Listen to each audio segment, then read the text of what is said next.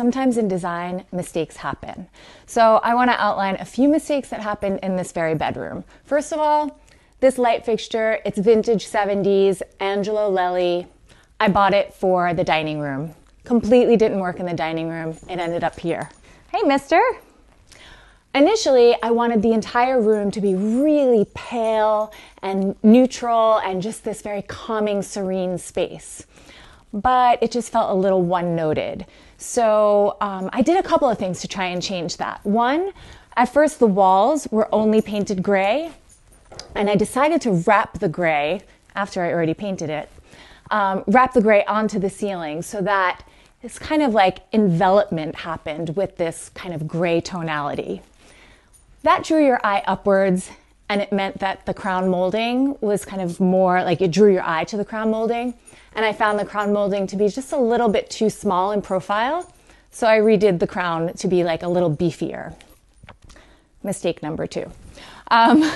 Mistake number 3 was this very bench was upholstered This very bench was upholstered in like a neutral material, like a linen fabric. Hey, mister, you need to calm down, please. But everything was just feeling one-noted. There wasn't any moment that was like really the star of the show. Everything was just kind of disappearing. So the first thing I did was get these pillows. The striped pillows have this like deep wine color, and as soon as I added them to the bed, I absolutely fell in love with it. But it felt too singular. It didn't have like a buddy to tie in the design. Mister.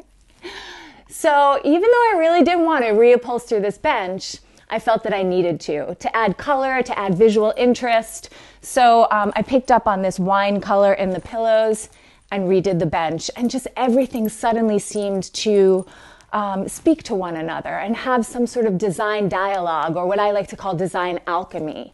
I think it's essential to kind of let design unfold piece by piece, material by material. And sometimes when you make a mistake, you just need to eat it up and figure out if you can rectify it in order to improve the room. And that doesn't have to happen right away. You know, if you know something isn't working, you can allow it to kind of like slowly come together. Anyway, that's my advice. All designers make mistakes. It's important to admit to them. You're out of control. You're out of control.